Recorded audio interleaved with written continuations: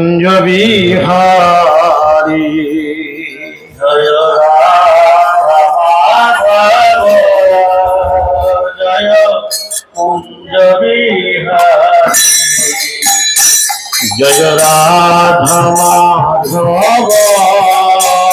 जय कुंज बिहारी माधव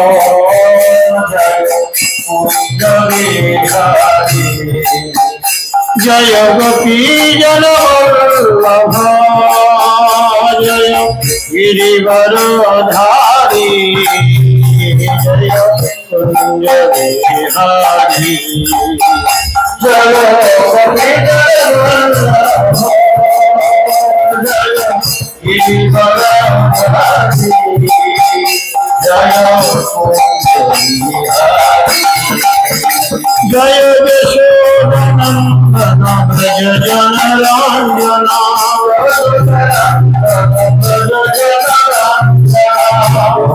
तिरवनचारी जय Kunj Bihari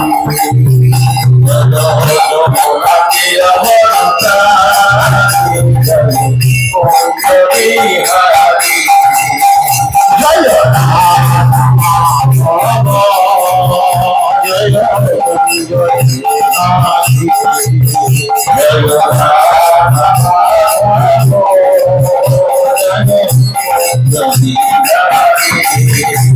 Hare Krishna, Hare Krishna, Krishna Krishna, Hare Hare, Hare Rama, Hare Rama, Rama Rama, Hare Hare, Hare Krishna, Hare Krishna, Hare Krishna,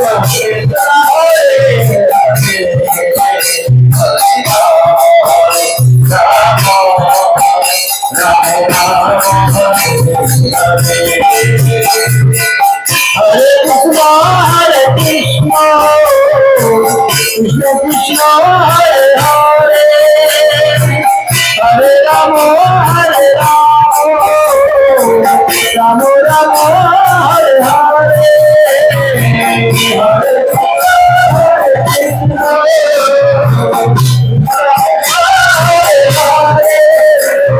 Hare Krishna, Krishna Krishna, Hare Hare, Hare Rama, Hare Rama, Rama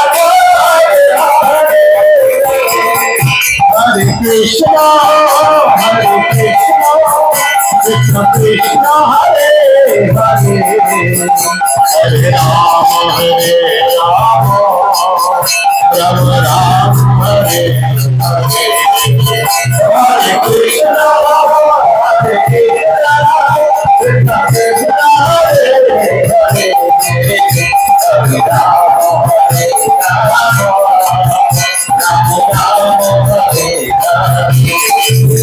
Bola Hare Krishna, Hare Krishna, Krishna Hare Hare, Hare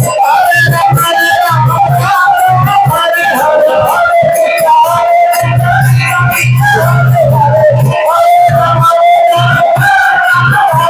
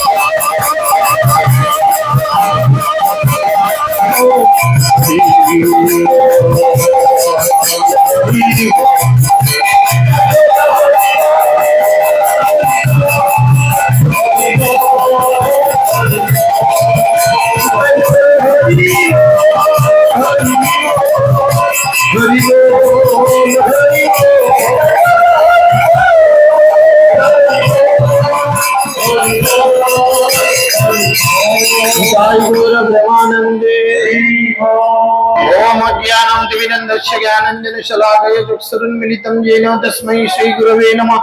नमः विष्णुपादाय कृष्णपृष्ठाय भूतले श्रीमते जयपताकाशामिनिति नामिने नमो आचार्यपादाय निताय कृपाप्रदायिने गौरकथा धामदाय नगर ग्रामतारिणे नमो विष्णुपादाय कृष्णपृष्ठाय भूतले श्रीमते भक्ति वेदांत स्वामिनिति नामिने नमस्ते सरस्वती देवे गौरवाणी प्रचारिणे निर्विशेष शून्यवादे पाश्चात्यदेशतारिणे जय श्री कृष्ण चैतन्य प्रभु नित्यानंद श्री अद्वैत गदाधर श्रीवासदि गौर भक्त वृंद सकले दुई हाथ कृपा करे तुलुन और आमार परे परे बोलुन हरे कृष्ण कृष्ण कृष्ण हरे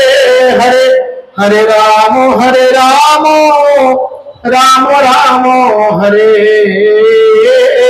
हरे मुखम करति वाचलं पंगुम लंघयते गिरिम यत्कृपातमहं वन्दे श्री गुरुं दिनतारिणं परमानंद माधवम श्री चैतन्य ईश्वरं श्री चैतन्यमनोभीष्टं स्थापितं येन भूतले शरण रूप कदा मयं ददाति पदान्तिकं नित्य प्रायशु अभद्रेषु नित्यं भगवत सेवया भगवती उत्तम श्लोके भक्तिर्भवति नष्टि।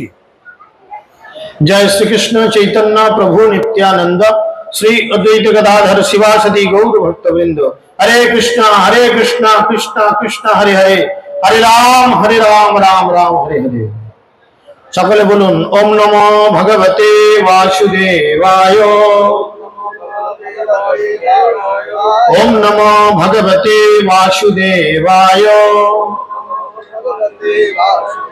ओम नमो भगवते वासुदेवाय हरि ओम तत्सत्। हरे कृष्ण। सकल के सर्वप्रथम आंतर्जातिक कृष्ण भावनामृत संघ तथा इस्कन सिंगुर नामट्य प्रचार केंद्रेर पक्ष थेके रथयात्रार प्रীতি शुभेच्छा एवं आंतरिक अभिनंदन ज्ञापन करी। सर्वप्रथम समस्त रथयात्रा कमिटी एवं आमादेर सकलेर अति प्रिय परम पूज्य पूज्यपाद आत्मानंद गौरदास ब्रह्मचारी प्रभुर चरणे दंडवत प्रणति ज्ञापन करे ओनार आदेश अनुयायी अल्प किछु समय भागवत कथा बलार सौभाग्य लाभ करेছি এবং এর জন্য আমি নিজেকে খুব সৌভাগ্যবান বলে মনে করছি। আপনারা সকলে আমাদের কৃপা করে আশীর্বাদ করবেন যাতে আমরা গুরুদেবের প্রচার কার্যে এইরূপ সহায়তা করে যেতে পারি। তো যদিও সময় বড়ই কম আমি ছোট করে ভগবানের একটি কথা আলোচনা করে আপনাদের প্রীতিবিধান করার চেষ্টা করছি। তো আপনারা সকলেই জানেন আগেকালকার দিনে বেশিরভাগই বাচ্চা প্রসব হতো হসপিটালে নার্সিংহোমে না বাড়িতে হতো। তো যখন কৃষ্ণ জন্ম নিচ্ছে যখন ভগবান কৃষ্ণ জন্ম নিচ্ছেন তো সেই দুর্লভ দর্শন পাওয়ার জন্য এই জগতের সমস্ত দেবদেবীরা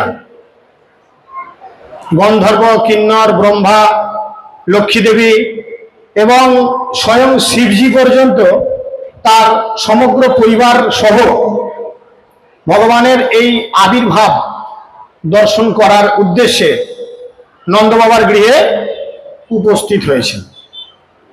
আর অনেক দেবদেবীরা এসে হাজির হয়েছেন, লক্ষ্মী দেবী এসেছেন, ব্রহ্মাজি এসেছেন, এছাড়া আরো অনেক মহাপুরুষ সিদ্ধপুরুষ এসেছেন। স্বভাবতই নন্দবাবার এই বাড়ি তখন প্রচুর লোকজনে ভর্তি হয়ে গেছে। আর আপনারা সকলেই জানেন শিবজি এত ভিড়ভাট্টা পছন্দ করেন না, তাই না? তো সেই কারণে শিবজি কোথায় থাকেন? শিবজিকে কি বাসী বলা হয়? কি বাসী? শহরবাসী। শিবজি হচ্ছেন শ্মশানবাসী, যেখানে লোক সচরাচর যায় না। আর শিবজি সেই জায়গাটাকেই গ্রহণ করেছেন, কারণ সেই জায়গা খুব নিরিবিলি। তো সেই জন্য শিবজি মনে মনে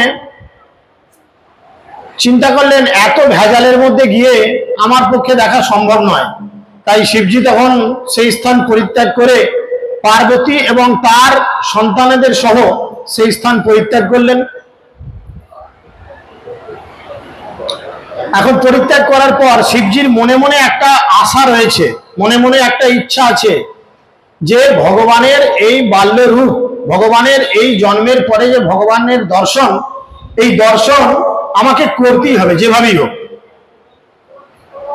তো যখন ভগবানের বয়স 4 দিন, কৃষ্ণ যখন জন্মানোর পরে মাত্র 4 দিন বয়স, তখন শিবজির উদ্বেগ এবং উৎকণ্ঠা এমন পর্যায়ে পৌঁছে গেল যে তিনি কৃষ্ণকে দর্শন করার উদ্দেশ্যে তিনি কৈলাস থেকে বার হওয়ার জন্য মনস্থ করলেন। খুব ভালো করে শুনুন, তিনি কৈলাস থেকে বার হওয়ার জন্য মনস্থ করলেন। এখন যখনই বাড়ির প্রভুরা বাড়ি থেকে একটু বাইরে কোথাও যাওয়ার প্ল্যান করে, হোম মিনিস্টার আছেন বাড়িতে, সে তো জিজ্ঞেস করবে কোথায় যাও, কি ব্যাপার, কি উদ্দেশ্য, কোথায় যাচ্ছ। তো শিবজির হোম মিনিস্টার কে? পার্বতী দেবী। তিনি জিজ্ঞেস করছে তুমি কোথায় যাবে, কি ব্যাপার। না তখন শিবজি খুব সরল, সচরাচর বৈষ্ণবের আচরণ কি হয়, বৈষ্ণবের ক্যারেক্টার কি হয়, সরলতাই বৈষ্ণবতা। সরল হলে গোড়ার শিক্ষা আপনি সে ভজে। তো সেই রূপ শিবজি হচ্ছেন মহান বৈষ্ণব, পরম বৈষ্ণব, শ্রেষ্ঠ বৈষ্ণব। তাই তিনি সরল মনে দেবী পার্বতীর কাছে বললেন যে পার্বতী, আমি কৃষ্ণকে দেখতে যাচ্ছি, মা যশোদা ভবনে কৃষ্ণকে যাচ্ছি আমি দেখতে। তখন পার্বতী রেগে গিয়ে বললেন, আচ্ছা তুমি কি মনে করছো, দেবী পার্বতী বলছেন তুমি কি মনে করছো যে মা যশোদার বাড়িতে যে কেউ যখন তখন ঢুকে যেতে পারবে? মা যশোদার বাড়িতে সিকিউরিটি খুব টাইট। আর তাছাড়া তোমার যা বেশভূষা, এই বেশভূষা নিয়ে তুমি তো সেখানে এন্ট্রি পাবে না। শিবজি কি পরে থাকেন? বাঘছাল, পায়ের নিচে পর্যন্ত না, জাঙের উপরে বাঘছাল। আর শিবজির গলায় থাকে কি জানেন না? শিবজির গলায় কি থাকে? সাপ থাকে। তারা ফুসফাস করে কোনা টোনা তোলে। তো সেই জন্য পার্বতী বলছেন এই ড্রেস পরে তুমি যদি যাও তাহলে তোমাকে সেখানে এন্ট্রি দেবে না। তার থেকে আমি যেটা বলছি শোনো, সবাই আমার মায়ের মতো বা তোমার শাশুড়ির মতো নয়। সবাই আমার শাশুড়ি, তোমার মা, আমার মা তোমার শাশুড়ির মতো নয়। কারণ তুমি যেভাবেই গেছিলে আমার মা সেভাবেই তোমাকে গ্রহণ করে নিয়ে আমাকে তোমার সঙ্গে বিয়ে দিয়েছেন। সেটা একটা রাগ দেবী পার্বতীর মনে মনে রয়েছে। আপনারা সকলেই জানেন শিবজি যখন বিয়ে করতে গেছেন অনেক কষ্টে শিবজিকে রাজি করানো হয়েছে যে বিয়ে করো। বিয়ে করতে চাইনি, বিয়ে করো না, হ্যাঁ ঠিক আছে বিয়ে করব। তো বিয়ের সময় তো সবার একটা আলাদা ড্রেস থাকে নাকি না? না আমরা যে ড্রেসে সচরাচর বাড়ির মধ্যে থাকি বিবাহের সময় সে একই ড্রেসে বিয়ে করতে যাই। বিয়ের সময় একটা পাঞ্জাবি পায়জামা বা ধুতি পরা হয়, মাথায় পাগড়ি বাঁধা হয়, আরো সব সাজগোজ করা হয় ইত্যাদি ইত্যাদি। তো শিবজিকে কোনোভাবেই বাঘছাল খোলানো যায়নি। শাস্ত্র বলে যে 2 থেকে 4 ঘন্টা সময় লেগেছিল শিবজিকে বুঝিয়ে বিয়ের জন্য রাজি করাতে। তো শিবজি কিছুতেই রাজি হয়নি বাঘছাল খুলতে। তখন ইন্দ্রদেব বললেন ঠিক আছে, অন্তত বিয়ে করতে ভালো একটা ঘোড়ায় চেপে তো চলো। শিবজি বলল না, আমি উল্টো পাল্টা জিনিসে চাপবো না, আমার তো নিজের গাড়ি আছে। শিবের গাড়ি কি? শিবের গাড়ি হচ্ছে নন্দী। নন্দী হচ্ছে একটি ষাঁড়। শিবজি ছুটে গিয়ে বললো আমি হতে পারি বিয়ে করতে যাবো বলে ষাঁড়ের পিঠে উঠে বসলো। আবার কোন দিকে মুখ করে? উল্টো দিকে মুখ করে। লোকে সামনের দিকে মুখ করে বসে, শিব বসেছে উল্টো দিকে মুখ করে। তো এই আচরণ দেখে তো ইন্দ্রদেব বা অন্যান্য সমস্ত দেবদেবীরা ক্রোধান্বিত হয়েছেন যে এই লোককে বুঝিয়ে পারা যায় না, এর সঙ্গে যদি আমরা যাই লোকে আমাদের দেখে হাসবে, আমাদের তো একটা স্ট্যাটাস আছে নাকি। তো তাই জন্য শিবজিকে ফেলে রেখে ইন্দ্রদেব, কামদেব, অন্যান্য সমস্ত দেবদেবীরা চললেন শিবজির শ্বশুর বাড়ি। কোথায়? মেনকা দেবীর বাড়িতে, মেনকা দেবীর উদ্দেশ্যে। তো সেখানে তিনি পৌঁছালেন এবং যখন শিবজি দেখলো আরে আমি বর আর আমার সঙ্গে বরযাত্রী কেউ নেই, বরযাত্রী আগে চলে গেছে। সচরাচর কি হয়, বর আগে যায় তার পেছনে বরযাত্রী যায়, কিন্তু এখানে বরযাত্রী আগে চলে গেছে। তখন শিব বলল ঠিক আছে, ওরা নাইবা আমার সঙ্গে গেল, আমার তো নিজের লোকজনও আছে। তখন শিবজি তার ডুমরু তুলেছেন। ডুমরু বোঝেন? ডুগডুগি, যেটা আইসক্রিম বিক্রি করতে আগে লোকে ডুগডুগ ডুগডুগ করে বাজাতো, শিবের একটা রকম ডুমরু আছে। আর যখনই শিবজি ওই ডুমরুটাকে বাজান ডুগডুগ ডুগডুগ করে, গোটা পৃথিবীর যেখানে যা ভূত প্রেত আছে সবাই এসে হাজির হয়ে যান। শিবজি ডুগডুগ ডুগডুগ করে বাজিয়েছেন, আর সমস্ত ভূত প্রেত যে যেখানে ছিল সকলে কিন্তু এসে সেখানে হাজির হয়ে গেছেন। এসে বলছেন বলুন কি ব্যাপার? বললো কি ব্যাপার, কি ব্যাপার? আজকে আমাদের ভূতনাথ তার বিবাহ, তোমরা সব রেডি হয়ে যাও। বলছে আমরা তো সবাই রেডি, আমরা রেডি হয়ে আছি। ভালো কথা। এখন কিরকম রেডি? বলে কারুর মাথা আছে আবার কারুর মাথা নেই। বরযাত্রী এরকম, চিন্তা করে দেখুন, জাস্ট ইমাজিন, মাথা আছে বরযাত্রী যাচ্ছে, আবার কারুর মাথা নেই, স্কন্ধ কাটা, মাথা নেই যাচ্ছে। কারুর 10-20টা পা, কারুর হয়তো 50টা হাত, কেউ আবার নিজের মাথাটা খুলে নিয়ে ক্যাজ লুটতে লুটতে যাচ্ছে। এগুলো হচ্ছে বরযাত্রী। কারুর চোখটা খুলে ঝুলে গেছে এতটা, কারুর তো শরীরে অর্ধেক আছে অর্ধেক নাই, হামাগুড়ি দিয়ে দিয়ে লোকের ঘরে ঢুকে যাচ্ছে। সে লোকজন ঝাঁটা নিয়ে তেড়ে আসছে, যা এখান থেকে যা, যেখানে যে পারছে ঢুকে যাচ্ছে। তো এইভাবে শিবের সমস্ত বরযাত্রীগণ এসে পৌঁছালেন শিবজির কাছে। আর শিবজি নন্দীতে উল্টো মুখ করে চেপে বর আর যাত্রী সহ রওনা হলেন। এইদিকে সেই দেবী মেনকার বাড়িতে প্রথমে যাচ্ছেন ইন্দ্রদেব, দেবরাজ ইন্দ্র, তার পারিষদবর্গ সহ। আর কন্যার বাড়ির যে সমস্ত লোকজন দাঁড়িয়ে আছেন, মেনকা হাতে একটা বরণ ডালা নিয়েছে, জামাই এলে শাশুড়ি বরণ করে। আর পাশাপাশি লোকজন বলছে আহ মেনকা, তোমার জামাই কি সুন্দর দেখতে, দেখো কি অপূর্বতার রূপ। প্রথমে কে আসছেন? ইন্দ্রদেব, তিনি দেবতা, দেখতে ভালো। ইন্দ্রদেব কাছাকাছি আসতেই মেনকা কি করেছেন, তাকে আরতি করার জন্য আরম্ভ করতে গেছেন। ইন্দ্রদেব বলছেন আরে আরে আরে, আমি বর নই, আমি হচ্ছি বরের বাড়ির চাকর, বর তো পেছনে আসছে। এ বর নয়, বর পেছনে আসছে? বলে হ্যাঁ। ইন্দ্রদেবের পেছনে আসছেন কামদেব। আর আপনারা সকলে জানেন কামদেবকে অতি সুন্দর দেখতে। তো সেই কামদেবকে দর্শন করে তখন মেনকার যে সমস্ত সখীরা ছিলেন তারা বললেন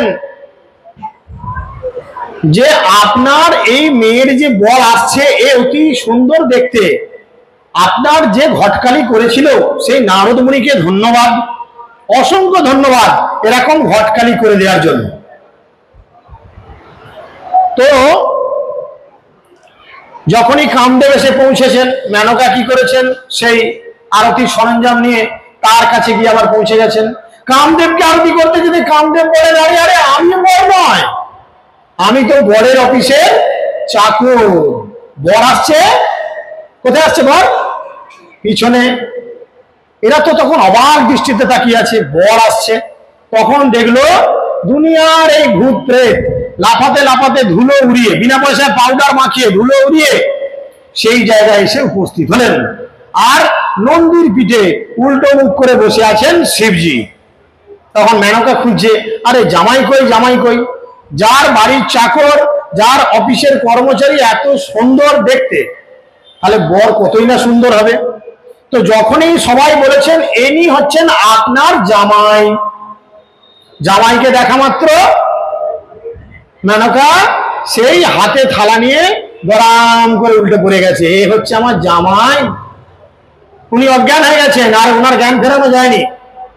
ডাক্তার বৈদ্যি করে জ্ঞান যখন ফিরলো, উনি চোখ খুলে প্রথম প্রশ্ন করলেন কি, নারদ মুনি কোথায়?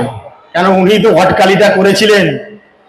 তো যাই হোক, ব্রহ্মাজি ইন্দ্র সকলে বুঝিয়ে সুঝিয়ে শিবজির সঙ্গে পার্বতীর বিবাহ দিয়েছিলেন, তার মা মেনে নিয়েছিলেন। তাই সেই একটা রাগ, বিয়ে বাড়ির একটা রাগ শিবের প্রতি রয়েছে। তখন পার্বতী বললেন যে তুমি যদি মা যশোদার বাড়িতে এই বেশে যাও তাহলে হবে না, তুমি এই বাগছাল টাগছাল খোলো, খুলে ধুতি পাঞ্জাবি করো, পরে তুমি নন্দ বাবার বাড়িতে যাবে, তবে যদি তোমার কপালে থাকে তুমি কৃষ্ণের দর্শন পাবে। এইরূপ চিন্তা করে শিবজি প্রথমে তো ধুতি টুতি পরলেন, গলার সাপগুলো একে একে, শিবজির গলায় অনেকগুলো সাপ থাকে, দু একটা সাপ নামাতে নামাতে তার মধ্যে একটি সাপ হঠাৎ বলে উঠছে, আচ্ছা বাবা তুমি যেমন তেমনই তো ঠাকুরের কাছে তোমার যাওয়া উচিত নাকি, সেজে গুজে অতিরিক্ত বাহাল্যপনা দেখিয়ে কি লাভ? শিবজি বলছে, হ্যাঁ তুই ঠিক কথাই বলেছিস, আমি এই পার্বতীর পাল্লায় পড়ে উল্টো পাল্টা কাজ করছি। বলে শিবজি আবার ধুতি টুতি খুলে ওই বাঘছাল পরে গলায় সাপ তুলে নন্দীর পিঠে চেপে সোজা পৌঁছে গেছেন নন্দ বাবার গৃহে। গিয়ে নন্দ বাবার বাড়ির দরজায়, তখন কলিং বেল নেই, দরজায় টোকা দিচ্ছেন, টক টক টক করে টোকা দিচ্ছেন, আর মুখে বলছেন অলক নিরঞ্জন, অলক নিরঞ্জন, অলক নিরঞ্জন। আর বাইরে একজন সাধু বাবা এসেছেন। এরকম শব্দ পাওয়ার ফলে মা যশোদা তার একজন গোপীকে বললেন, আচ্ছা গিয়ে বাইরে দেখে আয় তো কেউ কি এসেছে। তো সেই গোপী ছুটতে দরজার বাইরে এসেছেন, আর যখনই লক্ষ্য করেছেন যে একজন সাধু বাবা এসেছেন এবং ভয়াল ভয়ঙ্কর তার রূপ, গায়ে ছাই পাঁশ মেখে রয়েছে, গলায় সাপ জড়ানো, সাপগুলো আবার ফোঁস ফোঁস করছে এক একটা থেকে থেকে, বাঘছাল পরে রয়েছেন এবং হাতে একটা বড় ত্রিশূল, চোখগুলো বড় বড়, এরকম একটা কিম্ভূত কিমাকার চেহারার এক সাধু এসেছে। দেখেই তো সে ছুটে বাড়ির মধ্যে চলে গেছে, গিয়ে মা যশোদাকে বলছে, মা একজন সাধু এসছে ঠিকই, তবে তুমি যাও, গিয়ে একবার তুমি দেখে এসো। আর মা যশোদার স্বভাব ছিল, তিনি ছিলেন খুব অতিথি পরায়ণা নারী। বাড়িতে অতিথি এলে অতিথিদের খুব যত্ন করে তাদের সেবা করা ইত্যাদি কাজ মা যশোদা করতেন। তাই মা যশোদা কি চিন্তা করলেন যে আমি যাই, অতিথি নারায়ণ, তাই অতিথির সেবা করার জন্য তিনি তখন সেখানে গেটের বাইরে গেলেন। গিয়ে মা যশোদা তো শিবজি বলে চিনতে পারছেন না, সাধু বাবা, আর সাধু বাবাকে দেখেই মা যশোদা অবাক হয়ে গেছেন। গিয়ে তিনি সাধু বাবাকে প্রণাম করছেন, প্রণাম করে বলছেন, আচ্ছা সাধু বাবা আপনার কি লাগবে? সোনা দানা, রূপো, জামা কাপড়, খাবার দাবার, অন্যান্য কোনো বিষয় কি আপনার কিছু লাগবে? তখন শিবজি হাসতে হাসতে বলছেন, আপনার কি আমাকে দেখে মনে হচ্ছে আমি এইসব জিনিসের জন্য কাঙাল? তখন মা যশোদা জিজ্ঞেস করছে, তাহলে আপনি কি কারণে এখানে এসেছেন, কি ব্যাপার? সাধু ভিক্ষা করতে এসেছেন, তাহলে আপনার কি চাই? বললো, মাগো আমার কিছুই চাই না, আপনার বাড়িতে 4 দিনের একটা বাচ্চা রয়েছে, সেই বাচ্চাটাকে আমি দর্শন করবার জন্য এসেছি। সেই বাচ্চাটা কে? সেই বাচ্চাটা কে? সেই বাচ্চাটা হচ্ছেন পরমেশ্বর ভগবান শ্রীকৃষ্ণ। 4 দিন তার তখন বয়স। শিবজি বলছেন, তোমার এই 4 দিনের বাচ্চাটাকে আমি দর্শন করার উদ্দেশ্যেই এসেছি, আমি ওকে দেখবো, আমাকে দেখিয়ে দাও, দেখালেই আমি চলে যাবো, আমার কিছু ভিক্ষা লাগবে না। তখন মা যশোদা বলছে, সে কি, তোমার এই ভয়াল ভয়ঙ্কর রূপ, আমি একটা 80 বছরের বুড়ি, আমার ভয় লাগছে, আর আমার একটা 4 দিনের ছেলে তোমার কাছে যদি আমি তাকে দেখাতে নিয়ে আসি, তাহলে তার ভয় লাগবে না? তোমার গা থেকে যদি এই ফুসফাস যারা করছে, যদি টুক করে আমার ছেলের উপরে একটা চড়ে বসে, তাহলে তো আমার ছেলে, হরে কৃষ্ণ, মায়েরা সম্ভবতই তার সন্তানেদের খুব যত্ন করার চেষ্টা করে, এরকম চিন্তা করে তিনি বলছেন, না না। তখন শিবজি বলছেন, আরে মা তুমি কি বলছো, তোমার ছেলে সাপকে ভয় খায়? তোমার ছেলে তো সাপের উপরে শোয় গো মা, সাপের উপরে শোয়। কৃষ্ণ কোথায় শোয়? কৃষ্ণর বেড কোনটা? সর্বদেশে বিষ্ণু কার উপরে শয়ন করেন? অনন্তনাগের উপর শয়ন করেন। তাই তোমার ছেলের বিছানা তো সাপ, আর তুমি বলছো তোমার ছেলে সাপকে ভয় খায়। শুধু তাই নয় গো মা, তোমার এই ছেলে আর কয়েকদিন পর সাপের উপর নাচবে গো মা, সাপের উপর নাচবে। কৃষ্ণ নেচেছিল কিনা? কালিয়ার মাথার উপর কৃষ্ণ নেচেছিল কিনা? শিবজি ভূত ভবিষ্যৎ সব জানেন, তিনি তো সরাসরি বলে দিচ্ছেন মা যশোদাকে। আর মা যখনই শুনছে আমার ছেলে সাপের উপর শোয়, তাই সাপের উপরে নাচবে, তখন মা যশোদা রেগে গেছেন। রেগে গিয়ে বলছেন, তুমি কি এটা একটা সাপুরের বাড়ি পেয়েছো? হ্যাঁ, তুমি এখানে রং অ্যাড্রেসে চলে এসেছো, যাও কোনো সাপুরের বাড়িতে গিয়ে তার বাড়ির ছেলে দর্শন করো। শিব বলছে, না না, আমি সঠিক ডিরেকশনেই এসেছি, আমি জানি আমি যেখানে এসেছি এটা আমার সঠিক জায়গা, তাই তোমরা কি করবে, আমাকে তোমার ছেলেকে দেখাও। তখন মা যশোদা বলছে, দেখো আমি না খুব জেদি মেয়ে, জানো, আমি যদি রেগে যাই আর জেদ করি, আমি কিছুতেই আমার ছেলেকে দেখাবো না। আমি যদি আমার জেদে আসি, আমাকে এক চুল তোমরা নড়াতে পারবে না। শিবজি বলছে, আমিও কিন্তু খুব জেদি, আমি যদি এই ছাই ভস্ম মেখে একবার জেদ করে তোমার ঘরের সামনে বসে পড়ি, তাহলে কিন্তু বিপদ হয়ে যাবে, আমাকেও নড়ানো যাবে না মাগো। তুমি কি তোমার ছেলেকে আটকাতে পারবে? তোমার ছেলে একটু বড় হলে খেলতে বেরোবে না, তখন তোমার ছেলেকে দেখবো। তোমার ছেলে কিছুদিন পর গাভী চড়াতে বেরোবে, তখন তোমার ছেলেকে দেখবো। আবার তোমার ছেলে একটু বড় হয়ে যখন বিয়ে করতে যাবে, তখন তখন তোমার ছেলেকে দেখবে, তুমি আটকে রাখতে পারবে? মা যশোদা রেগে গিয়ে বলছেন, একটা পাগল উন্মাদ কোথাকারে, তুমি জানো আমাদের বাড়ির কটা দরজা? দরকার পড়লে এদিকে দরজাটা আমি সিল করে দেবো, অন্য দরজা দিয়ে আমরা বেরোবো। বলে মা যশোদা রেগে গিয়ে শিবজির মুখের উপর দাম করে দরজাটা ভেজিয়ে দিয়ে চলে গেছে। শিবজি দেখছেন এ তো বেশ বিপদ হলো, আমি এলাম প্রভুর দর্শন করার জন্য, আর আমি প্রভুর দর্শন না পেয়েই চলে যাব, তাহলে প্রভুর সঙ্গে একটু যোগাযোগ করা যাক। শিবজি তখন কি করেছেন, কৃষ্ণের সঙ্গে যুক্ত হয়েছেন মানসে। যদি তখন হোয়াটসঅ্যাপ ফেসবুক থাকতো, হয়তো হোয়াটসঅ্যাপে শিবজি মেসেজ পাঠাতেন কৃষ্ণকে যে আপনার অদর্শনে আমি বাইরে মর্মাহত হয়ে রয়েছি। তো তখন তো আর হোয়াটসঅ্যাপ ফেসবুক থাকেনি, শিবজি মনে মনেই তাকে মেসেজ করেছেন। আর কৃষ্ণ বলছেন, আরে আমার কি করার আছে বলতো, আমি তো এই 4 দিনের শিশু, যদি তুমি আরো কিছুদিন পরে আসতে, আমি না হয় এদিক ওদিক কোনো রাস্তা দিয়ে গিয়ে তোমাকে একটু দেখা দিয়ে আসতাম।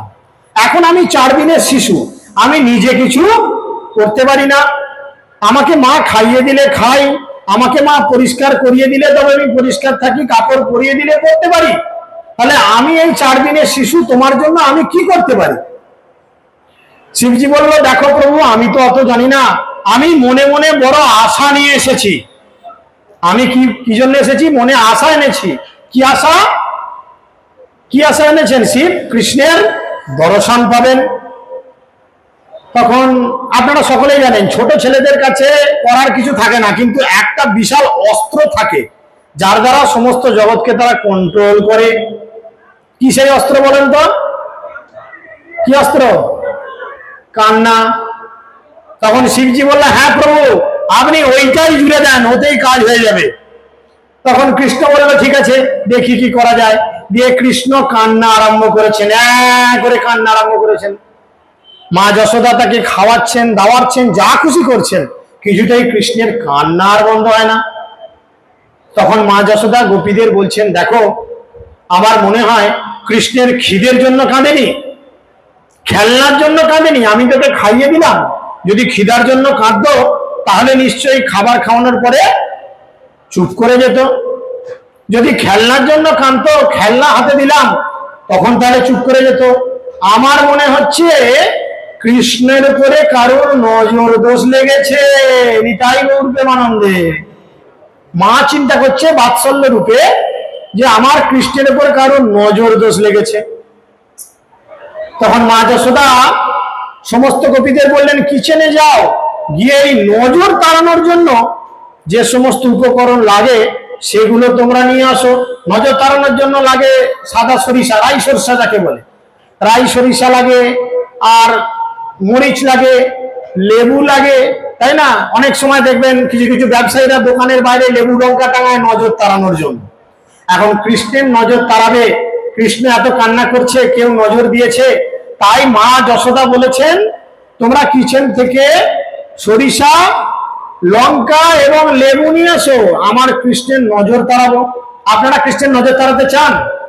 কৃষ্ণের নজর তাড়াবেন? তাহলে আমার পরে পরে মন্ত্র বলুন। মা যশোদা হাতে নিয়েছেন আর মুখে বলছেন বিড়বিড় বিড়বিড় করে, ফুসফুস করে বলার পর স্বাহা বলে ইত্যাদি ইত্যাদি ঘুরিয়ে স্বাহা স্বাহা স্বাহা 3 বার করলো। কৃষ্ণের কান্না তো থামলোই না, বরঞ্চ কান্না আরো কি হলো, আরো বেড়ে গেল। মা যশোদা তো অবাক হয়ে গেছে, আরে তার মানে নজরও লাগেনি, আমার ছেলেকে নজরও লাগেনি। তখন গোপীদের বলল, দেখ আমার মনে হচ্ছে তার মানে কোনো খারাপ হাওয়া টাওয়া বা ভূত প্রেত মনে হচ্ছে আমার ছেলেকে কি করেছে, ভূত আমার ছেলেকে ধরেছে। তাই একজন গোপী বলল, মা তাহলে কি কোনো ওঝার সন্ধান করব যারা ভূত তাড়াতে পারে? বলল তাড়াতাড়ি ডেকে নিয়ে আয় যদি কোনো ভূত তাড়ানোর ওঝা থাকে। খুব ভালো। তখন সেই গোপী বাড়ি থেকে ছুটতে বেরিয়ে গেলেন, আর যেমনি দরজা খুললেন সামনে কে বসে আছেন, সামনে সেই সাধু শিবজি বসে আছেন। তাকে গিয়ে বলছেন, আচ্ছা তুমি কি ভূত ফুত তাড়াতে পারো? শিবজি বলছেন, কেন, কি হয়েছে, কি ব্যাপার? বলছে, না না আমাদের বাড়িতে যে 4 দিনের যে বাচ্চাটা আছে না, ওকে মনে হচ্ছে ভূতে ভূতে ধরেছে। জানো সব ছাড়ো, তুমি পারো কিনা বলো, অত তোমাকে কৈফিয়ত দিতে পারবো না। শিবজি তখন বলছে, অবাক কাণ্ড, আমি হলাম কিনা ভূতেদের রাজা, ভূতনাথ, ভূতেদের লিডার, আর তুমি আমাকে এসে জিজ্ঞেস করছো আমি ভূত তাড়াতে পারি কিনা? আরে পারি মানে 100 ভাগ পারি। আমাকে ছেলের কাছে নিয়ে চলো, নাহলে সেই শিশুকে আমার কাছে আনো। দেখুন, শুদ্ধ ভক্তিযোগে ভগবানের কাছে যদি আমরা প্রার্থনা করি তাহলে ভগবান আমাদের অবশ্যই দর্শন দিবেন, কিন্তু আমাদের হৃদয়কে ভগবানের দর্শন করানোর জন্য উপযুক্ত করতে হবে। তো সেই কারণে শিবজি এই প্রার্থনা করেছিলেন, কৃষ্ণ যোগমায়াকে দিয়ে এই সমস্ত নাটক করালেন। এখন সেই গোপী ঘরের মধ্যে ছুটতে চলে গেলেন, আর গিয়ে মা যশোদাকে বললেন, মা গো একজন ভূত তাড়ানোর ওঝার সন্ধান পেয়েছি, তুমি তাড়াতাড়ি এসো। মা যশোদা বাড়িতে কৃষ্ণকে রেখে দিয়ে, কারুর কোলে রেখে দিয়ে আগে ওঝা দেখতে যাবো, ওঝা কেমন। আর মা যশোদা গেটের কাছে গিয়ে দেখছেন কে, সেই ওঝা, সেই সাধু যার সঙ্গে কিছুক্ষণ আগে তিনি ঝগড়া করে গেছেন, শিবের সঙ্গে তুমুল ঝগড়া করে গেছেন। মা যশোদা বলে, না না ওই ওঝাকে দিয়ে আমি ছেলে পুলের দিয়ে ছাড়াবো না, ভূত ছাড়াবো না। ও ভূত ছাড়াতে পারবে? ওর গলায় যা রয়েছে ফুসফাস করছে, একটা যদি আমার ছেলের ঘাড়ে চেপে বসে, এই ভূত ছাড়ার পরে আমার ছেলেকে আর আমি জ্যান্ত ফিরে পাবো? আমি চাই না আমার ছেলেকে ওকে দিয়ে। তখন গোপীরা বলছেন, মা তোমার কাছে ছেলে আগে না জেদ আগে বলো তো? আপনাদের কাছে কোনটা আগে হবে, ছেলে আগে না জেদ আগে? কি আগে হবে, ছেলে আগে না জেদ আগে? জেদ আগে, ছেলে বাঁচবে এটাই তো মায়েরা চাইবে। তাই মা যশোদা বলল, ঠিক আছে আমি আমার জেদ না হয় পরিত্যাগ করলাম, কিন্তু আমার একটা শর্ত আছে, আমি ওই সাধুর বাবার কাছে, ওঝার কাছে আমার ছেলেকে দেবো না। একে ছেলে আমার কেঁদে কেঁদে মুখটা শুকিয়ে গেল, একদম পানসে হয়ে গেছে, এই ছেলেকে আমি কি করব, দেব না ওই ওঝার কাছে।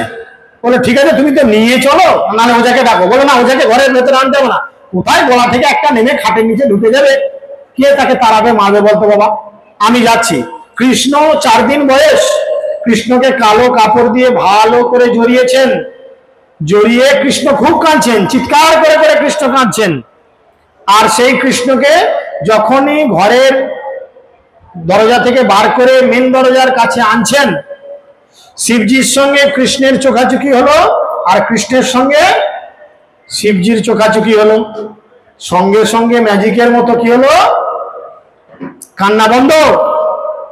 তখন গোপীরা বলছেন, দেখো কত পাওয়ারফুল বাবা, কত পাওয়ারফুল বাবা, কোনো মন্ত্র করলো না, কিচ্ছু বললো না, তোমার ছেলে যেমনি ওকে চোখে দেখলো সঙ্গে সঙ্গে তার কি হলো, কৃষ্ণ কি হলো, কান্না চললো না বন্ধ হলো? কান্না বন্ধ হয়ে গেল। দেখো তাহলে কেমন পাওয়ারফুল বাবা। বললো হ্যাঁ সত্যি পাওয়ারফুল বাবা, উনি তো কোনো মন্ত্র ফন্ত্র বললেন না, কিন্তু উনি আমার ছেলেকে দেখা মাত্রই আমার ছেলের কি হলো, কান্না বন্ধ হয়ে গেল। তখন মুখটা কৃষ্ণ কুচুমুচু করে আছে, মানে কান্নার পরে ছেলেদের মুখ একটু শুকনো শুকনো থাকে। তখন মা যশোদা বলছে, আচ্ছা সাধু বাবা, শিবজিকে বলছেন, সাধু বাবা আমার ছেলে তো আপনাকে দূর থেকে কান্না বন্ধ করে ফেললো, কিন্তু আমার ছেলে না সব সময় সারাদিন খুব হাসি খুশিতে থাকে, আপনি কৃপা করে আমার ছেলেকে সেই হাসি খুশির জায়গায় ফিরিয়ে দেন। তখন শিবজি বলছেন, আচ্ছা সেই হাসি খুশির জায়গায় তোমার ছেলেকে ফিরিয়ে দিতে হবে, তো তার জন্য তোমার ছেলের কানে কানে মন্ত্র বলতে হবে, বুঝেছেন? তখন শিবজি কৃষ্ণের কানে কানে একটি মন্ত্র বললেন, আর কৃষ্ণ খিলখিল খিলখিল করে হেসে উঠলেন। আপনারা জানেন শিবজি কি বলেছিলেন? আপনারা সবাই জগন্নাথের কানে কানে বলুন। জগন্নাথ এমনি প্রেমের ঠাকুর, জগন্নাথের কানে কানে আপনারা সকলে বলুন শিবজি যে কথা বলার ফলে কৃষ্ণ হেসে উঠেছিল। শিবজি বলেছিলেন কৃষ্ণের কানের কাছে গিয়ে, কি? রাধে রাধে রাধে। আর যেমনি রাধারানীর নাম কৃষ্ণের কর্ণকুহরে প্রবেশ করেছে, ব্যাস কৃষ্ণ যায় কোথায়? খিলখিল খিলখিল করে হেসে উঠেছে। তখন মা যশোদা চিন্তা করছে, বাহ এ সাধু তো সত্যি খুব পাওয়ারফুল সাধু, যা বলছি তাই হয়ে যাচ্ছে। সব মায়েদের একটু ইচ্ছা থাকে ছেলের হাতটা একটু দেখিয়ে নি। তখন মা যশোদা মনে মনে চিন্তা করছেন আর বলছেন যে, তাহলে সাধু বাবা আমার ছেলের হাতটা দেখে বলো তো আমার ছেলের ভবিষ্যতে কি ব্যাপার কি আছে। তখন শিবজি বলছে, তাহলে ছেলেকে তো আমার কোলে দিতে হবে, তবে তুমি হাতটা দেখবো। শিবের মনে মনে খুব ইচ্ছা কৃষ্ণকে কোলে নেবে, কিন্তু মা যশোদা দেবে না। বলছে, না না তোমার কোনো ছেলে দেওয়া যাবে না, ওই যে তোমার গলায় এদিক ওদিক করছে, ওগুলো যদি আমার ছেলের উপরে চড়ে বিপদ হয়ে যাবে, তুমি দূর থেকে ছেলের হাত দেখাচ্ছি বলো।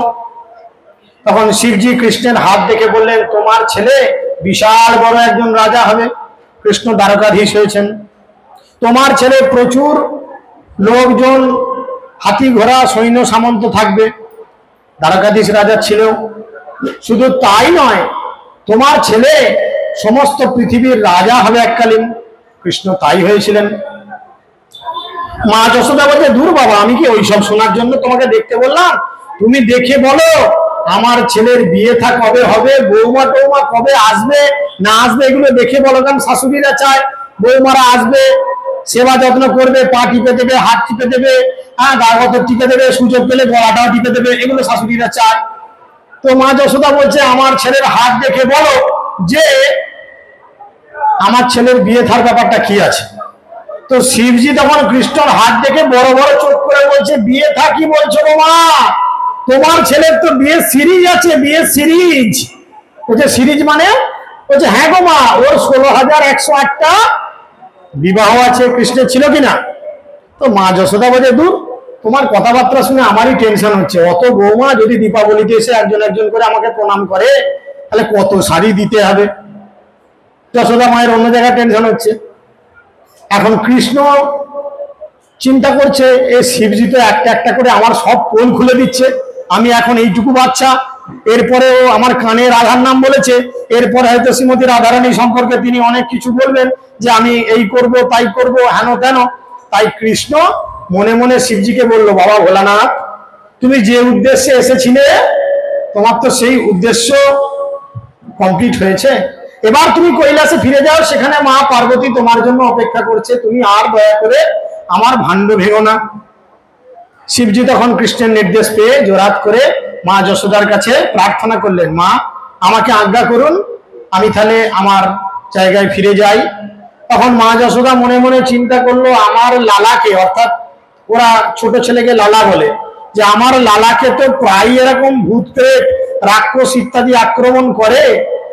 তাই শিবজিকে বললেন, শিবজি তুমি এই গোকুল ছেড়ে যেও না, তুমি এই গোকুলেই অবস্থান করো, যদি আমার লালাকে কখনো আবার ভূত প্রেতে এরকম ধরে তাহলে আমি কোথায় তোমায় খুঁজতে যাব, তাই তুমি এখানেই থাকো এবং আমি তোমার খোঁজ পেয়ে যাব। তাই তখন থেকে গোকুলে শিবজি রয়েছেন। কি হিসাবে? শিবজি মনে আশা নিয়ে এসেছিলেন কৃষ্ণের দর্শন পাবে বলে। তাই শিবজি গোকুলে আজও আছেন আশেশ্বর মহাদেব রূপে। তাই এই কাহিনী যারা শ্রবণ করেন হৃদয় দিয়ে, তাদের মনের আশা একদিন পূরণ হয়, তারা অবশ্যই একদিন ভগবান শ্রীকৃষ্ণের দর্শন পায়। নিতাই গৌর প্রেমানন্দে। তাই আপনারা যদি এই কাহিনী মন দিয়ে শ্রবণ করেন, হৃদয় দিয়ে শ্রবণ করেন, তাহলে আপনারা একদিন কি পাবেন? কৃষ্ণের দর্শন পাবেন। সচ্চিদানন্দ ভক্তিবিনোদ ঠাকুর বলছেন, জন্ম সফল তার, কৃষ্ণ দর্শন যার, জীবনে হইয়াছে একবার, বিকশিয়া হৃদনয়ন করি কৃষ্ণ দর্শন, ছাড়ে জীব চিত্তের বিকার। যদি আমাদের জীবনে একবার কেবলমাত্র ভগবান শ্রীকৃষ্ণের দর্শন হয়ে যায়, তাহলে আমাদের যে চিত্তের বিকারগ্রস্ত অবস্থায় আমরা পতিত হয়ে রয়েছি, সেই বিকার কেটে গিয়ে আমরা কৃষ্ণের সেবা করার জন্য তৎপর হতে পারবো। হরে কৃষ্ণ কৃষ্ণ কৃষ্ণ হরে হরে, হরে রাম রাম রাম হরে হরে। আমাকে 12টা পর্যন্ত সময় দেওয়া হয়েছিল, 11:59। এখন যদি আলোচিত বিষয়ের উপর কারোর কোনো প্রশ্ন থাকে আপনারা করতে পারেন। যদি সঠিক শাস্ত্র সিদ্ধান্ত অনুযায়ী আমার উত্তর জানা থাকে, আমি চেষ্টা করব সঠিক উত্তর প্রদান করার। তো কারোর কোনো প্রশ্ন থাকলে করতে পারেন। হচ্ছে তো আর 10-15 মিনিট লাগবে, তারপরে আরতি আপনারা গাইবেন, কথা বলছিল, তারপর নিবেদন করে তারপরে হবে 10-15 মিনিট বলবো। 10-15 মিনিট আপনার টাইম আছে। হরে কৃষ্ণ। তো প্রভু আদেশ করলেন, আপনাদের কি ভালো লাগছে? ভালো লাগছে? যদি ভালো লাগে 2 হাত উপরে তুলুন আর বলুন হরি বল। সকলে বলুন হরি বল, হরি বল। তো আপনারা সকলেই জানেন, এই যে জগন্নাথ 10-15 মিনিট সময় প্রভু কৃপা করে দিয়েছেন। তো আমরা সকলেই জানি, এই যে জগন্নাথ জগতের নাথ, তিনি এই জগতে কৃপা করে এসেছেন সমস্ত মানুষকে দর্শন দান করে এই বদ্ধ জীবন থেকে উদ্ধার লাভ করানোর জন্য। তো এই জগন্নাথ বিগ্রহের যে চোখ, যে মুখ, এগুলো কিন্তু প্রেমের বিকার। আপনারা সকলেই জানেন, কৃষ্ণ যতগুলো নিজেকে অবতার রূপে অবতরণ করেছেন, একমাত্র প্রেমের বিগ্রহ হচ্ছেন এই জগন্নাথ। তিনি শ্রীমতী রাধারানীর যে প্রেম, সেই প্রেমকে উপলব্ধি করার ফলে ওনার অঙ্গের এই ধরনের বিকার এসেছিল। তাই মহাপ্রভু অনেক সময় এই ধরনের আচরণ করেছিলেন। মহাপ্রভু এই ধরনের আচরণ করে তিনি শিক্ষা দিয়েছিলেন যে রথ যখন চালাচ্ছেন, আপনারা সকলেই জানেন মহাপ্রভু রথের সামনে পেছনে সাইডে মোট 7টা দলে বিভিন্ন কীর্তন টিমকে বিভক্ত করেছিলেন। এক এক সময় কি হচ্ছে, মহাপ্রভু যখন পিছনে যাচ্ছে, জগন্নাথ রথের উপর থেকে মহাপ্রভুকে দেখতে পাচ্ছেন না, আর তিনি রথ থামিয়ে দিচ্ছেন। যখন মহাপ্রভুকে দেখতে পাচ্ছেন, তখন রথ আবার গড়গড় করে এগোচ্ছে। এক সময় মহাপ্রভু, আপনারা সকলেই এ বিষয়ে জানেন, মহাপ্রভু এসেছেন কার ভাব এবং অঙ্গকান্তি নিয়ে? শ্রীমতী রাধারানীর ভাব এবং অঙ্গকান্তি নিয়ে তিনি এই জগতে এসেছেন। তাই মহাপ্রভু এখানে রাধারানীর রোল প্লে করছেন, আর রথারূঢ় জগন্নাথ, তিনি হচ্ছেন জগতের নাথ, তিনি হচ্ছেন কৃষ্ণ। সেখানে একসময় চৈতন্য মহাপ্রভু জগন্নাথের মুখের দিকে তাকিয়ে গাইতে লাগলেন, দেহ স্মৃতি নাহি যার, সংসার কূপ কাহা তার, তাহা হইতে না চাহে উদ্ধার, বিরহ সমুদ্র জলে কাম তিমিং গিলে গিলে, গোপীগণে নেহ তার পার। গোপীদের স্বভাবতী যখন দেহস্মৃতি নেই, তখন সংসার কূপ বলে তাদের কোনো বন্ধন নেই। সুতরাং মুক্তিজনক ধ্যান পদ্ধতিতে তাদের প্রয়োজনও নেই। তোমার বিরহ সমুদ্রে পতিতা গোপীদের তোমাদের সেবা করার ঐকান্তিক বাসনারূপ তিমিঙ্গিলে তাদের অবিরত গিলে চলেছে। সেই তিমিঙ্গিলের মুখ থেকে তুমি তাদের কৃপা করে উদ্ধার করো। তাই নিত্যসিদ্ধ গোপীরা যোগী এবং জ্ঞানীর অভিলষিত মুক্তি কখনোই কামনা করেন না। শাস্ত্রে বলে, যদি ভক্তি দেখতে হয় তাহলে গোপীদের ভক্তি দেখতে হয়। দেখো না কেমন সাধন করিল গোকুলের নর নারী, তারা কৃষ্ণ প্রেমে বিহ্বল হয়ে তাদের সংসার বন্ধনকে পর্যন্ত পরিত্যাগ করে কৃষ্ণের শরণাগত হয়েছেন। বৃন্দাবন গোবর্ধন যমুনা পুলিনবন, সেই কুঞ্জে রাসাধিক লীলা, সেই ব্রজের ব্রজজন মাতা পিতা বন্ধুগণ, বড় চিত্র কেমন সারিলা। বৃন্দাবন গোবর্ধন যমুনা পুলিনে বন, এবং সেই কুঞ্জে রাসদিক লীলা, তোমার সেই ব্রজনন্দন মাতা পিতা বন্ধুগণ, এদের কথা কি তুমি ভুলে গেলে? কে প্রশ্ন করছে? চৈতন্য মহাপ্রভু। তিনি রাধারানীর ভাব নিয়ে এসেছেন। শ্রীমতী রাধারানী কৃষ্ণকে জিজ্ঞেস করছে, আচ্ছা তুমি বৃন্দাবনকে ভুলে গেলে? তুমি গোবর্ধনকে ভুলে গেলে? তুমি যমুনা পুলিনকে ভুলে গেলে? বৃন্দাবনের যে 12টি বোন, তুমি সেই দ্বাদশ কানন 12টি বোনকে ভুলে গেলে? এছাড়া তুমি আমার সাথে এবং অনন্ত কোটি গোপীদের সাথে যে রাসাদিক লীলা করতে, তুমি সেই রাসলীলাকে ভুলে গেলে? তোমার সেই ব্রজজন মাতা পিতা নন্দ বাবা যশোদা মা, তুমি তাদেরও ভুলে গেলে? তোমার বন্ধু শ্রীদাম সুদাম বসুদাম মধুমঙ্গল ইত্যাদি বন্ধুগণকেও তুমি ভুলে গেলে? তুমি এদের কথা কিভাবে ভুলে গেলে গো? শ্রীমতী রাধারানী শেষে বলছে, তুমি তো সবাইকেই ভুলে গেলে, তার সাথে তুমি কি আমাকেও ভুলে গেলে? আমাকেও মনে রাখলে না? বিদগ্ধ মৃদু সদগুণ সুশীল স্নিগ্ধ করুন, তুমি তোমার নাহি দোষাভাস, তবে যে তোমার মন নাহি স্মরে ব্রজজন, সে আমার দুর্দৈব বিলাস। তিনি বলছেন, কৃষ্ণ তুমি হচ্ছে বিশুদ্ধ পুরুষ, মৃদু বৈদগ্ধ প্রভৃতি সত্যগুণের দ্বারা সর্বদা সুশীল স্নিগ্ধ করুন, অতএব তোমার এই রকম ব্যবহার কখনো দোষের নেই। তবে যে তুমি ব্রজবাসীদের আর স্মরণ করো না, তা কেবল আমারই দুর্দৈব ছাড়া আর কিছু না। তিনি বলছেন, তুমি হচ্ছে জগতের মালিক, তুমি হচ্ছে জগন্নাথ, অনন্ত কোটি ব্রহ্মাণ্ডের মালিক হচ্ছে তুমি। তুমি ইচ্ছা করলে যা খুশি করতে পারো, এখানে আমাদের কিছু বলার নেই। কিন্তু অনেক গোপী তোমার বিরহে প্রায় মৃত প্রায় হয়ে আছে। আর এর কারণ হচ্ছে কে? এর কারণ হচ্ছে আমি। শ্রীমতী রাধারানী বলছেন, এর কারণ আমি। কেন উনি কারণ নিজেকে দেখাচ্ছেন? না, রাধারানী অভিশাপগ্রস্ত হয়েছিলেন যে তুমি কৃষ্ণের থেকে 100 বৎসর দূরে থাকবে, তাই আমাকে অভিশাপ দেওয়ার কারণে তুমি আমার থেকে দূরে চলে গেছো। আর আমার সঙ্গে আমার সমস্ত গোপীরা তোমার সঙ্গে প্রেমালাপায় মত্ত থাকে, আর তারাও তোমার বিরহ অনলে জ্বলে পুড়ে ছারখার হয়ে যাচ্ছে। তাই এর জন্য আমি দায়ী। না গনি আপন দুঃখ, দেখি ব্রজেশ্বরী মুখ, ব্রজজনের হৃদয় বিদরে, কিবা মার ব্রজবাসী, কিবা জিয়া ব্রজবাসী, কেন জিয়া দুঃখ সহিবারে। আমি আমার দুঃখের কথা ভাবি না, কিন্তু ব্রজেশ্বরী মা যশোদার দুঃখ দেখে ব্রজেন্দ্র নন্দনের হৃদয় বাস্তবিক বিদীর্ণ হয়। তুমি আমার কষ্টের কথা তোমায় চিন্তা করতে বলছি না, কিন্তু তোমার বিরহে মা যশোদা তো মৃত প্রায় হয়ে আছে, তুমি কি তার কথা একটু চিন্তা করবে না? ব্রজবাসীরা ব্রজভূমি ছেড়ে অন্যত্র যেতে পারে না। কেন? কেন যেতে পারে না? না, তুমি বলে গেছো আমি অবশ্যই ফিরে আসব। যখন অক্রূর নিয়ে যান বলদেব এবং কৃষ্ণকে, তখন কি হয় না, তখনের ঘটনাই হয়, কৃষ্ণ তখন বলে যায় যে আমি অবশ্যই এই বৃন্দাবনে ফিরে আসব। তাই গোপীরা যে তোমার বিরহ কাটানোর জন্য অন্য কোথাও গিয়ে নিজেদের মন সেটেল করবে, সেটাও পারে না। কেন? না, তুমি এখানে ফিরে আসবে এই কথা বলেছো। অথচ তোমাকে না দেখে সবাই মৃতবৎ হয়ে যায়। অতএব ব্রজজনের কি উপায়? তুমি ব্রজের জীবন, ব্রজরাজের প্রাণধন, তুমি ব্রজের সকল সম্পদ, কি পাব্য তোমার মন, আসি জিয়াও ব্রজজন, ব্রজে উদয় করা নিজ পদ।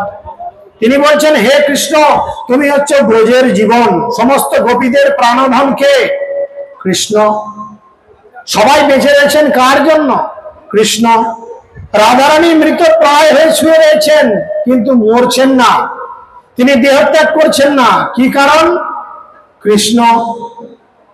তিনি গোপীদের বারবার বলছেন, মরিব মরিব সখী নিশ্চয়ই মরিব, কানু হেন গুণনিধি কারে দিয়ে যাব। তিনি বারবার বলছেন, আমি তো যে অবস্থায় পড়েছি অবশ্যই আমি মারা যাব, কিন্তু আমার কানাইকে আমি কার কাছে রেখে যাব? কারণ সে যে আমাকে না দেখতে পেলে পাগলের মতো আচরণ করে, কখনো কাঁদে, কখনো লাফায়, কখনো মাটিতে গড়াগড়ি খায়, কখনো তার কোনো জ্ঞান থাকে না। কার কথা বলছেন? কৃষ্ণের কথা। তিনি রাধারানীকে দেখতে না পেলে এরকম আচরণ করে। তাই তিনি বলছেন, কানু হেন গুণনিধি কারে দিয়ে যাব। তাই যদি আমি মরে যাই, তিনি গোপীদের বলছেন, না পুরাইয়ে রাধা অঙ্গ, না ভাসাইয়ে জলে, মরিলে বাঁধিয়ে রেখো তমালের ডালে। আমি যদি মরে যাই, আমাকে যমুনার জলে ভাসিয়ে দিও না, বা আমাকে পুড়িয়ে দিও না, আমার এই শরীরটাকে নিয়ে গিয়ে তমাল গাছের ডালে বেঁধে রেখো। আপনারা তমাল গাছ দেখেছেন? তমাল গাছের রং কিরকম? কাণ্ডের রং কিরকম? কালো। তাই রাধারানী বলছে, তমাল কালো কৃষ্ণ কালো, তমাল ভালোবাসি, তমাল গাছের ডালে বসে কানাই বাজায় মোহনবাসী। ওই গাছের ডালে প্রতিদিন কৃষ্ণ আসে, আর তার রাঙা চরণগুলো ঝুলিয়ে দিয়ে তিনি সুন্দর করে যখন বাঁশি বাজান, তখন আমরা কেউ আর বাড়িতে থাকতে পারি না। তাই রাধারানীর যখন কৃষ্ণের কথা স্মরণ হতো, তিনি এসে তমাল গাছকে আঁকড়ে ধরতেন এবং কৃষ্ণের সঙ্গে সম্পর্কিত এই তমাল বৃক্ষকে আলিঙ্গন করে তিনি কৃষ্ণের স্বাদ আস্বাদন করতেন। আর ঠিক উল্টো নিয়ম হতো কৃষ্ণের ক্ষেত্রে। কৃষ্ণ যখন শ্রীমতী রাধারানীর অভাব বুঝতেন, শ্রীমতী রাধারানীর প্রয়োজনীয়তা বুঝতেন, তখন কৃষ্ণ কি করতেন? বনের মধ্যে যেতেন। কদম গাছ দেখেছেন? কদম গাছ, কদম গাছের রং কিরকম? কালো। কদম গাছের কাণ্ড সাদা, রাধারানীর গায়ের রং ওই ধরনের। তাই কদম বৃক্ষকে কৃষ্ণ আঁকড়ে ধরতেন, রাধারানী রাধারানী মনে করেন। তাই রাধারানী বলছেন, আমি তো চলে যাব, আমার এই দেহকে তোমরা এই তমাল বৃক্ষের উপর বেঁধে রাখবে, কেননা কৃষ্ণ এসে অন্তত আমার এই শরীরটা লক্ষ্য করে শান্ত থাকবে। তো এই কৃষ্ণ জগন্নাথ যিনি, তিনি এই কথা বলে তাই বলছেন, হে কৃষ্ণ, তুমি হচ্ছে ব্রজের জীবন, তুমি ব্রজরাজ নন্দ মহারাজের প্রাণধন, তুমি ব্রজের একমাত্র সম্পদ, তোমার মন কৃপাদ্র, তুমি এসে ব্রজবাসীদের প্রাণে বাঁচাও। দয়া করে তুমি তোমার পাদপদ্মের উদয় এই ব্রজধামে ঘটাও। মানে কৃষ্ণকে আসার জন্য ইনভাইট করছেন, কৃষ্ণ তুমি এসো। কোথায়? না, তুমি ব্রজধামে বৃন্দাবনে এসো। এতক্ষণ তো মহাপ্রভু বললেন, যিনি রাধারানীর ভাব অঙ্গক্রান্তি নিয়ে এসেছেন, অর্থাৎ রাধারানী বললেন কৃষ্ণকে, কৃষ্ণ কিছু বলবে না। এই শুনে জগন্নাথ, রথারূঢ় জগন্নাথ মহাপ্রভুর উদ্দেশ্যে, রাধারানীর উদ্দেশ্যে বলছেন, শুনিয়া রাধিকা বাণী ব্রজ প্রেম আর মনে আনি, ভাবে ব্যাকুলিত দেহ মন, ব্রজ লোকের প্রেম শুনি আপনাকে ঋণী মানি, করে কৃষ্ণ তারে আশ্বাসন। শ্রীমতী রাধারানীর বাণী শুনে তার প্রতি ব্রজবাসীদের গভীর প্রেম স্মরণ করে শ্রীকৃষ্ণের দেহ এবং মন খুবই ব্যাকুলিত হলো। ব্রজবাসীদের প্রেমের মহিমা শ্রবণ করে কৃষ্ণ নিজেকে তাদের কাছে বড়ই ঋণী বলে মনে করলেন এবং শ্রীমতী রাধারানীকে তিনি আশ্বাস দিয়েছিলেন। তখন তিনি রাধারানীকে আশ্বাস দিয়ে বললেন, মহাপ্রভুর উদ্দেশ্যে রাধারানীকে আশ্বাস দিয়ে কৃষ্ণ বললেন কি, প্রাণপ্রিয়ে শুনো মোর এ সত্য বচন, তোমা সবার স্মরণে ঝুরে মুই রাত্রি দিন, মোর দুঃখ না জানে কোন জন। প্রাণপ্রিয় রাধে, দয়া করে আমার সত্য কথা তুমি শোনো, বিশ্বাস করো। তোমাদের সকলের কথা স্মরণ করে করে আমি প্রতিদিন প্রতি রাত শুধু রোদন করি। আমার এই দুঃখের কথা কেউ জানে না, কিন্তু জানতো। কারা জানতো? তার স্ত্রীগণ। কৃষ্ণ প্রত্যেক দিন রাত্রে বিছানায় শুতে গিয়ে এক এক দিন ঘুমের মধ্যে তিনি বারবার বলতেন, রাধে রাধে রাধে রাধে, এই করতে করতে ক্রন্দন করতেন।